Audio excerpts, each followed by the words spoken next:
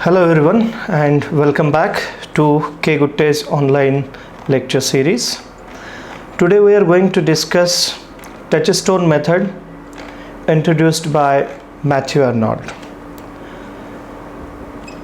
Touchstone Method is a method in which some lines, some passages, some paragraphs are being taken and that has to be compared with the modern work of art and to test whether it has same beauty, same sublimity and same classic things, and to judge whether it is good or not.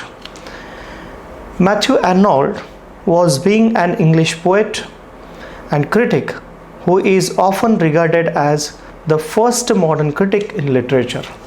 He introduces his Touchstone method of criticism in his most popular essay, The Study of Poetry. The method is essentially a comparative study of older classic poetic masterpieces and newer contemporary works of poetry.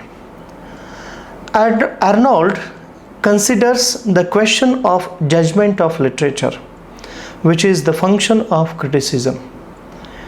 The main function of criticism is to judge the poetic art, to judge the work of art. Here, in spite of his classical leanings, he lays down no hard and fast rule. Contenting himself with a test of his own, ultimately borrowed from Longinus and first suggested in England by Addison, with whom Arnold has many things in common. His Touchstone method and the method introduced by Addison and the method introduced by sublimity, the sublimity in literature introduced by Longinus, that all these things have some similarities. Explaining how a sound literary test can be cultivated, Addison says, if a man would know whether he is possessed of this faculty, Addison says, I would have him read over the celebrated works of antiquity which have stood the test of many different ages and countries, or those works among the moderns which have the approval of politer part of our contemporaries. If upon the perusal of such writings he does not find himself delighted in an extraordinary manner, or if upon reading the admired passages in such authors he finds a coldness and indifferences in his thoughts, he ought to conclude, not as is too usual among the testless readers, that the author wants those perfections which have been admired in him, but that he himself wants the faculty of discovering them. Longinus had applied the same test of the determination of sublimity in literature. In general, he said, those examples of sublimity which always please and please all are truly beautiful and sublime. According to Longinus, that literature has sublimity that pleases all and pleases always. That is the test, that is the rule of testing the sublimity in literature, the literature that pleases all and pleases always. For men who differ in their habits and have different tastes, pursuits and aspirations and are of different ages, hold the same view about the same writings. So the readers are different, of different nations, of different places, of different tastes and different cultures. But after reading those works of art, they have the same opinion, they have the same taste, they have the same opinion and view about that literature. No matter what culture they belong to, no matter what country they belong to, but they are pleased after reading such work of art. That is the sublimity in the literature, that literature pleases all and pleases always. That they hold the same view about the same writings, then this unanimous verdict of such disagreeing judges give irresistible authority to their favorable verdict. Arnold adopts a modified form of this test to determine the worth of the work of literature. Indeed, he says, there can be no more useful help for discovering what poetry belongs to the class of truly excellent, and can therefore do us most good, than to have always in one's mind lines and expressions of the great masters and to apply them as a touchstone to other poetry. It means if we read some good work of art, the classical work of art, and if we have some lines, if we have some quotations in our mind, then that quotations, that lines has to be compared with other work of art and to find out the same qualities, whether this has the beauty or not. Of course, we are not to require this other poetry to resemble them. It may be very dissimilar. It is not always to compare the lines and to compare the things with the other work of art, because there may be different things, different tests of the writer also. But if we have any tact, we shall find them when we have lodged them well in our minds, a guaranteed touchstone for detecting the presence or absence of high poetic quality, and also the degree of this quality in all other poetry which we may place beside them. Then, taking a few widely different passages from Homer, Dante, William Shakespeare and Milton, he points out how they impress alike by their potential quality. Whenever we read Dante, whenever we read William Shakespeare, whenever we read Milton, we have the same beauty, we can find the same pleasure in these classical works of art. So they all belong to the class of the truly excellent.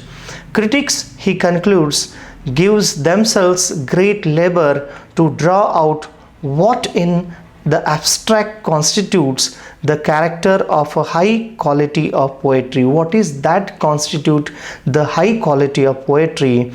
It is much better simply to have recourse to concrete examples, to take specimens of poetry of the very highest quality, and to say the characters of high quality of poetry are what is expressed there. There are far better recognized by being felt in verse of the master than being pursued in the prose of the critic. Arnold is unable to suggest any concrete criterion by which the characters of high quality of poetry may be determined. There is no such concrete criteria to determine whether the poetry is of high quality or not. He considers the tact or test a sure enough guide, but he has no doubt whatever that they are found both in the matter and substance of poetry and in its manner and style. So the matter and the substance and manner and style both should have some quality, and in poetry of highest excellence, matter and substance possess truth and seriousness. So there should be the truth and seriousness in the matter and substance. There should be seriousness and truth in the matter and substance in an eminent degree. By it is meant, as Aristotle said, a higher truth and a higher seriousness than is found in history. That higher truth and higher seriousness is there in the literature than the history, according to Aristotle. The poet gives not bare facts of life as a detached observer, but a criticism of his own, born of an absolute sincerity or a sincere conviction of its rightness. Writer or the author is not bare observer of the facts of the life. He is not a detached observer, but he is the observer of the life. He observes the life very minutely, and he is a born observer. He has the criticism of the life. He has the criticism of his own. He is born of the absolute sincerity and sincere conviction of its rightness.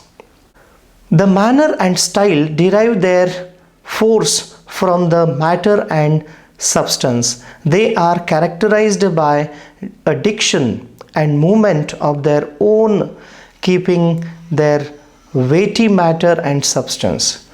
The choice of words should be accordingly the manner and style, and matter and substance. The two superiorities are closely related and in steadfast proportion one to the other. So far as high poetic truth and seriousness are wanting to a poet's matter and substance, so far also will a high poetic stamp of diction and movement he wanting to his style and manner, and vice versa.